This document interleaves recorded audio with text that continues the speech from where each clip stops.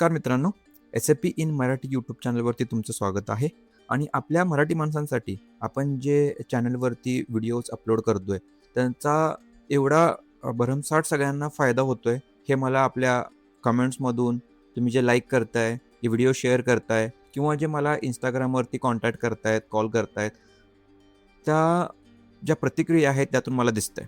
त्यामुळं असंच मला नवीन-नवीन व्हिडिओ बनवण्यासाठी जी प्रेरणा मिळते ती खूपच इमॅजिनेशनच्या पलीकडची आहे. तर आजचा व्हिडिओ बेसिकली आपण सगळ्यांसाठी बनवतोय, जे ॲक्चुअली SAP करण्याचा प्रयत्न करत आहेत किंवा ज्यांनी कोर्स लावला आहे, जे कोर्स करत आहेत. पण काही ज्या बेसिक गोष्टी आहेत त्या तुम्ही चुकताय किंवा ज्या नकळत चुका होतायत, त्या होऊ नयेत आणि कॉन्फिडन्स तुमचा बिल्ट व्हावा, म्हणून हा आजचा व्हिडिओ आपण बनवतोय. कारण 90% जे लोकं आहेत ते बिगिनर्स आहेत. तर त्यांच्यासाठी जे प्रॅक्टिस करताना इश्यूज येतात, प्रॅक्टिस कशी करायची, ह्या सगळ्या गोष्टींचा विचार करून आपला हा व्हिडिओ बनवतोय. ओके. तर आपण वन बाय वन बघूयात, की कोणत्या मिस्टेक आपले कन्सल्टंट करतायत, म्हणजे जे बिगिनर्स आहेत ते करतायत. तर पहिल्यांदा मला सांगायचं आहे, की T code obsession versus process flow. जे काही लोकं, बरेच विद्यार्थी जे आहेत ते काय करतात, की नोटबुक घेऊन बसतात. जे व्हिडिओजमध्ये दिलंय किंवा लेक्चरमध्ये शिकवलंय ते लिहून काढतात. टी-कोड पाठ करतात. ओके. आणि प्रॅक्टिस करून पुढे जातात. पण टी-कोड हे पाठ करण्यासाठी नाही आहेत. टी-कोड तर ऑटोमॅटिकली तुम्हाला बाय प्रॅक्टिस पाठ होत राहणार. ते फक्त एंट्री गेट आहे तुमचं, मी असं म्हणू शकतो. बट त्या टी-कोडमध्ये टी-कोड रन केल्यानंतर काय होतं? तर खरी जादू म्हणजे तुमची ना प्रोसेसमध्ये असते. तर टी-कोड पाठ करून नाही चालणार, तुम्हाला प्रोसेस समजली पाहिजे.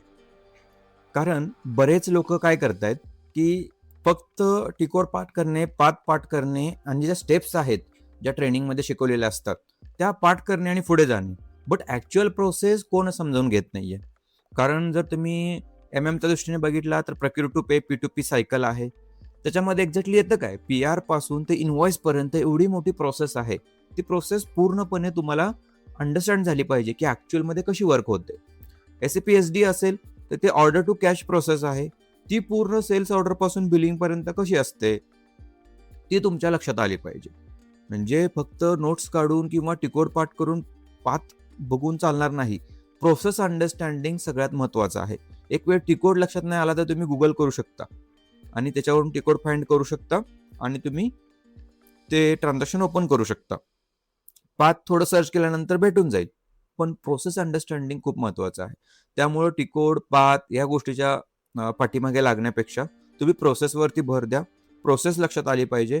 शांत डोळे मिटून विचार करायचा, की हां, मी पर्चेस रिक्वेशन टू इनव्हॉइस कसं जाऊ शकतो? पहिला PR करतो. कोणती स्क्रीन डोळ्यापुढे आठवल्या पाहिजेत. म्हणजे तुम्हाला झोपेतून जरी उठवलं आणि मी विचारलं, समजा म्हणलं, की POची सबकॉन्ट्रॅक्टिंग करा. तुम्हाला त्या स्क्रीन आठवल्या पाहिजेत. प्रोसेस आठवली पाहिजे, की मटेरियल सेंड करतो, रिसीव्ह करतो. सेल्स ऑर्डर टू बिलिंग कसं झालं पाहिजे, प्लान्ड ऑर्डर कशी क्रिएट होते MRPने, त्या स्क्रीन्स आठवल्या पाहिजेत. बाकी तर तुम्हाला स्पष्टपणे सांगायचं असेल तर 70-80% तर रिअल कन्सल्टंट पण Googleवरून काही काही टेबल्स आणि टी-कोड सर्च करून टाकत असतात. कारण लक्षात ठेवण्यासारखं नाहीयेच हे.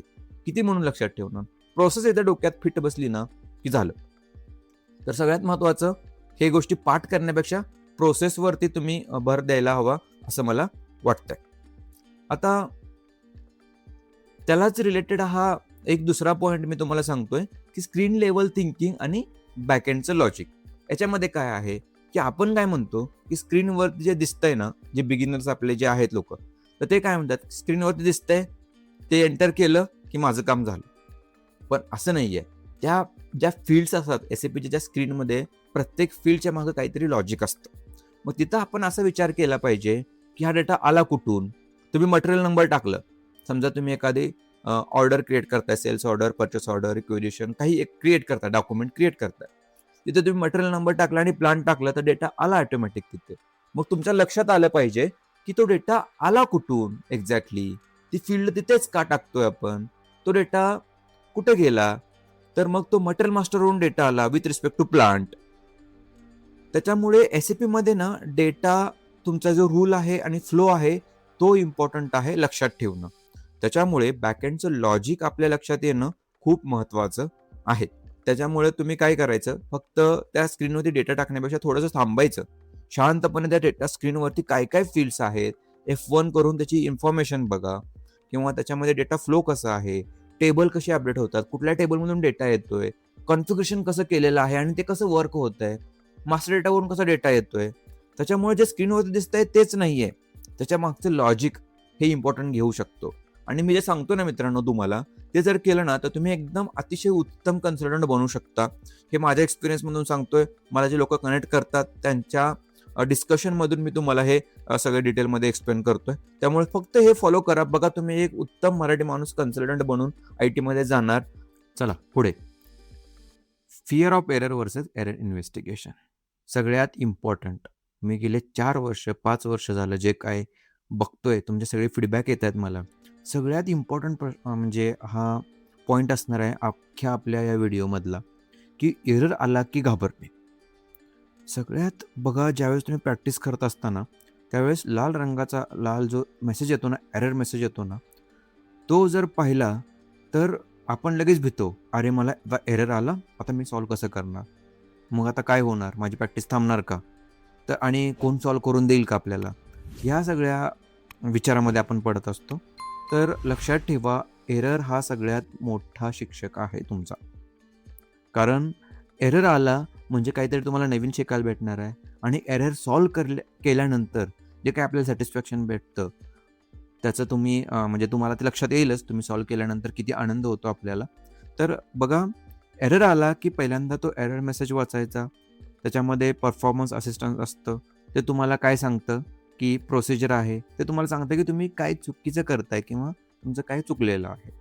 जोपर्यंत तुम्ही तो एरर सॉल्व्ह करत नाही तोपर्यंत तुम्ही, माझ्या मते, माझं पर्सनली म्हणणं असं आहे की तुम्ही कन्सल्टंटच बनू शकणार नाही. ज्याला एरर सॉल्व्ह करायला येतात तो उत्तम कन्सल्टंट बनतो आणि त्याला SAP मध्ये कुठेही प्रॉब्लेम येत नाही. तर तुम्ही सपोर्ट प्रोजेक्टमध्ये असू देत किंवा कोणत्याही टाईप ऑफ प्रोजेक्टमध्ये तुम्ही काम करत असाल, तिथे तुम्हाला लॉजिक समजलं, प्रोसेस समजली मी जी आत्ता सांगत आहे ती, आणि एरर सॉल्व्ह करण्याची जर पद्धत समजली, तर तुम्ही 100% एक प्रॉपर चांगला कन्सल्टंट बनू शकता. त्यामुळं तो एरर नसून तो तुमचा एक क्लू असतो. तो तुमचं एक मार्गदर्शन करणारा एक पॉईंट असतो, ज्याच्यातून तुम्ही भरपूर काय शिकता. तो एरर मेसेज तुम्ही गुगलवरती सर्च करणार. त्यातून तुम्हाला वेगळी कन्सेप्ट समजते की अरे एरर का आला. एकदा का तुम्ही तो एरर सॉल्व्ह केला, इन फ्युचरमध्ये तसा टाईपचा कोणताही एरर आला तर तुम्ही तो सॉल्व्ह करू शकणार. त्यातून शिकायला भरपूर भेटतं. त्यामुळं माझ्या तर एरर जेवढे येतील तेवढे मला आवडतात. कारण एरर सॉल्व्ह करण्याची मध्ये जी मज्जा आहे ना, ती कशातच नाही आहे, शिकत असताना SAP आपला. ओके. त्यामुळं एरर आला की घाबरायचं नाही आहे. काहीतरी नवीन शिकायला भेटतंय. सॉल्व्ह करायचा, प्रयत्न करायचा. तुम्हाला जर एरर सॉल्व्ह होत नसतील तर मला पण तुम्ही कॉन्टॅक्ट करू शकता. मी तुम्हाला एरर सॉल्व्ह करण्यासाठी मदत करेल. अगदी छोटे-छोटे नाही आहे. अगदीच तुम्ही 2-3 दिवस झालं स्टॉप आहे, तुम्हाला तो सॉल्व्ह होत नाही आहे. म्हणजे टेक्निकल एरर असेल, ABAP कोडिंग रिलेटेड एरर असेल, डंप रिलेटेड असेल, तर तुम्ही तुमच्या शिक्षकाशी कॉन्टॅक्ट करू शकता. बट अगदीच काही विचित्र एरर आहेत आणि तुम्हाला होत नाही आहे, तुम्ही मला पण विचारू शकता. आपले जे स्टुडंट्स आहेत त्यांना मी एरर करण्यासाठी मदत करतच आहे. पण तुम्हाला पण मी आपल्या चॅनलचे जे आपले वॉचर्स आहेत त्यांना सुद्धा मी हेल्प करेल. ओके. तर लक्षात ठेवा, हा पॉईंट मला इम्पॉर्टंट सांगायचा होता की एरर आला की घाबरायचं नाही आहे. त्याला इन्व्हेस्टिगेट करायचं आणि मग तो सॉल्व्ह करायचा. आता नेक्स्ट, एरर कशामुळे येतात? तर माझा पुढचा पॉईंट असणार आहे की ignoring master data versus master data mastery. तर मी पाहिलेलं आहे की 60-70% जे एरर्स आहेत, तो आपला सेटअप पूर्ण म्हणजे बरोबर नसल्यामुळे किंवा एंटरप्राइज स्ट्रक्चर आपलं प्रॉपर बनलं नसल्यामुळे, जो मास्टर डेटा असतो, तो मास्टर डेटा व्यवस्थित तुम्ही क्रिएट केला नसल्यामुळे तुम्हाला बऱ्यापैकी एरर येतात. म्हणजे काय? तुम्ही मटेरियल क्रिएट केलं पण त्यातले 2-3 व्ह्यूज मिस केले. अकाउंटिंग 1 व्ह्यूज तुम्ही क्रिएट केला नाही मटेरियलमध्ये. कसं तुम्ही पर्चेस ऑर्डर बनवून पुढे जाणार? सेल्स डेटा व्ह्यूज तुम्ही क्रिएट केले नाही आहेत. तुम्ही सेल्स ऑर्डर्स तिकडे कशी सेल्स ऑर्डर बनवून बिलिंग करणार? कस्टमर क्रिएट केला नाही आहे प्रॉपर. कारण क्रिएट केला आहे, पण तो सेल्स ऑर्गनायझेशनला एक्सटेंड नाही केला. वेंडर BP बनवला तुम्ही, पण तुमच्या त्या रोलमध्ये तुम्ही तो एक्सटेंड नाही केला. तर लक्षात ठेवा, मी आत्ता सांगितलं की 70% जे इश्यूज आहेत ते तुमचे फॉल्टी मास्टर डेटा आणि एंटरप्राइज स्ट्रक्चरमुळे येत असतात. तर तुमच्या लक्षात आलं पाहिजे की प्रॉपर आपण बनवताना एंटरप्राइज स्ट्रक्चर बेसिक सेटिंग्स आणि मास्टर डेटा. हे तिन्ही जर बरोबर असतील तर 70% एरर तुमचे इथंच सॉल्व्ह होतात, येणारच नाही आहेत. मग बाकीचे एरर येतात कशामुळे? क्रॉस फंक्शनलमुळे किंवा बाकीच्या मॉड्यूल्सचे फायनान्सचे काही इश्यूज असतात. ओके. आणि काही सिस्टम लेव्हलचे इश्यूज असतात आणि कधी-कधी मग आपलं असाइनमेंट वगैरे राहिलेलं असतं. त्याच्यामुळे येऊ शकतात. पण तुमचा फोकस कशावरती पाहिजे? हे जे मास्टर डेटा, एंटरप्राइज स्ट्रक्चर, पहिलं जे काही गोष्टी आहेत ना, त्याच्यावरती तुम्ही बरोबर फोकस केला पाहिजे आणि ते सॉल्व्ह केलं पाहिजे. आणि लक्षात ठेवा, ज्याचा मास्टर डेटा कच्चा आहे, त्याचं पुढचं सगळं ट्रान्झॅक्शन्स असतील, पुढचा तुमचा जो प्रोजेक्ट तुम्ही बनवताय तो असेल, सगळा तुमचा वेस्ट जाणार. त्यामुळं मास्टर डेटा स्ट्राँग तरच एस-ए-पी स्ट्राँग. हे पण एक ब्रीदवाक्य बनू शकतं आपल्या एस-ए-पीमध्ये. तर लक्षात ठेवा, मास्टर डेटामध्ये त्याची मास्टरी आहे, तो पण एक चांगला पुढे जाऊन कन्सल्टंट बनणार. इम्पॉर्टंट गोष्ट मला सांगायची होती. नेक्स्ट पॉईंट तुमच्यासाठी मी घेऊन येत आहे की सेव्हिंग वर्सेस व्हेरीफाय. फक्त डॉक्युमेंट तुम्ही क्रिएट केलं आणि सेव्ह केलं, पी-ओ क्रिएट झाला, सेल्स ऑर्डर क्रिएट झाली, दॅट्स इट. नाही. त्याच्या अगोदर एक चेकचं बटन पण असतं. ते चेक करायचं. चेक केल्यानंतर काही एरर असतील तर एरर, वॉर्निंग असेल तर वॉर्निंग, इन्फॉर्मेशन असेल तर इन्फॉर्मेशन मेसेज येतात. त्यातूनही आपल्याला काही शिकायला भेटत असतं की ते व्हेरीफाय करणं खूप गरजेचं आहे. कधी-कधी वॉर्निंग मेसेज असतं, पण वॉर्निंग मेसेजचा इम्पॅक्ट पण असू शकतो. त्यामुळं खरा कन्सल्टंट इम्पॅक्ट चेक करतो असं मला सांगायचं आहे. कारण तुम्ही ते डॉक्युमेंट क्रिएट केलं. आता इथं मी स्क्रीनवरती तुम्हाला दिसत असेल अकाउंटिंगचं एक्झाम्पल दिलं. अकाउंटिंगचं एक्झाम्पल म्हणजे काय? तुम्ही डॉक्युमेंट जी-आर-एन पोस्ट केलं किंवा बिलिंग पोस्ट केलं सेल्समध्ये किंवा कॉस्ट सेटलमेंट केली, तर त्याचा इम्पॅक्ट कुठं होतो? तुमचा स्टॉक अपडेट होतो किंवा स्टॉक रिमूव्ह होतो. अकाउंटिंग एंट्रीज फायनान्समध्ये ज्या असतात त्या बरोबर म्हणजे हिट होतात की नाही, हे महत्त्वाचं आहे. माझं डॉक्युमेंट क्रिएट झालं, माझं जी-आर-एन पोस्ट झालं म्हणून चालणार नाही. माझं बिलिंग डॉक्युमेंट जनरेट झालं म्हणून चालणार नाही. तर ते डॉक्युमेंट झाल्यानंतर त्याच्या रिलेटेड जे ट्रान्झॅक्शन्स असतात, ते सगळे प्रॉपर पोस्ट होतात की नाही, हे व्हेरिफाय करणं तितकंच महत्त्वाचं आहे. म्हणून डॉक्युमेंट व्हेरिफाय करून माझं काम झालं, आता मी निघालो, माझं प्रोसेस कंप्लीट झाली, माझी प्रॅक्टिस कंप्लीट झाली. नाही. त्याच्या रिलेटेड जे प्रोसेस, त्याच्या रिलेटेड जे रिझल्ट्स आहेत, तेच व्हेरिफाय करणं म्हणजे खरंच एस-ए-पी शिकणं आहे. म्हणून लक्षात ठेवा, की खऱ्या कन्सल्टंटचं काम इथनं चालू होतं, की अकाउंटिंग एंट्री अपडेट झाली का? स्टॉक अपडेट झाली का? अजून एक डॉक्युमेंट फ्लो पण असतो. म्हणजे तुम्ही पी-आरवरून पी-ओ केला, पी-ओवरून जी-आर-एन केलं, ओके. जी-आर-एनवरून तुम्ही इन्व्हॉइस केलं, अकाउंटिंग एंट्रीज हिट झाल्या, स्टॉक सिस्टममध्ये आला, प्रॉपर तुमचे डॉक्युमेंट्स सेव्ह झाले, त्याला म्हणायचं एंड टू एंड सायकल. त्यामुळं चेकचा बटन एक दिलेला आहे पी-ओमध्ये, पी-आरमध्ये पाहिलं असेल तुम्ही मोस्ट ऑफ द लोकांनी चेक असतं. मिगोमध्ये पण बघा, चेक आणि पोस्ट असे 2 ऑप्शन असतात. त्यामुळं चेक करायचं, त्याच्यामधले इश्यूज चेक करायचे, नंतर पोस्ट करायचं. आणि म्हणूनच मी म्हणणार तुमच्यासाठी की check plus post is equal to तुमचं परफेक्ट लर्निंग होणार. लक्षात आलं? तर हे गोष्टी खूप महत्त्वाच्या आहेत. इनिशियल फेजला तुम्ही ज्यावेळेस एस-ए-पी शिकता, त्यावेळेस अशा पद्धतीने जर स्टडी केला, तर परत प्रॅक्टिस करायची तुम्हाला गरज लागणार नाही. एकदाच शिकायचं, एकदाच प्रॅक्टिस करायची, ती पण एकदम परफेक्ट. यामध्ये अजून एक प्लस पॉइंट ॲड करतोय. शिकताना पण असं वाटतं, की यार मी एंड युजरचं शिकतोय की कन्सल्टंट लेव्हलचं शिकतोय. तर मी प्रत्येक वेळेस तुम्हाला सांगितलेलं आहे, मल्टिपल आपले व्हिडिओज आहेत, की कन्सल्टंटचं माइंडसेट आणि एंड युजरचं माइंडसेट वेगळं असतं. एंड युजर काय आहे, दिलंय ना मला, मी आपलं मेकॅनिकल वर्क करणार, जस्ट डेटा एंट्रीचं काम करणार. टाकायचं आणि पुढे जायचं. डॉक्युमेंट पोस्ट झालं, झालं. माझं काम झालं, संपला विषय. पण ॲज अ कन्सल्टंट माइंडसेट आपलं काय पाहिजे प्रॅक्टिस करताना, की तुम्ही जे कॉन्फिगरेशन करताय, ते तुम्ही वर्क होण्यासाठी जे टेस्टिंग करता, ते तर तुम्हाला कन्सल्टंट म्हणून करावं लागतं. कारण एंड युजरच्या गोष्टी कळल्याशिवाय आपण कन्सल्टंटच बनू शकणार नाहीये. पण कन्सल्टंटचं माइंडसेट का असतं? हेच का? असंच का? ते झालं नाही तर मग असं का झालं हे? हे झाल्यानंतर मग असं काय होईल? असे जे प्रश्न आहेत ना, ते तुमच्या मनामध्ये आलं पाहिजे. मी याला अजून कशा पद्धतीने सुधारू शकतो? रूट कॉज एनालिसिस सगळ्यात महत्त्वाचा वर्ड ॲज अ कन्सल्टंट म्हणून काम करत असताना आय-टी इंडस्ट्रीजमध्ये. एखादा इश्यू आला, तर तो आपण म्हणतो ना, की त्या इश्यूला मुळापासून पूर्ण उकडून काढायचं आणि ते सॉल्व्ह करायचं. म्हणजे आपलं झाड लावलंय, बाभळीचं झाड असतं सगळ्यांना माहिती आहे. त्याला वरून छाटलं तुम्ही, तर ते परत उगवणारच, राईट? पण त्याला जर तुम्ही मुळापासून जर उकडून फेकून दिलं, ते परत उगवत नाहीये. तेच एक्झाम्पल आहे इथे पण.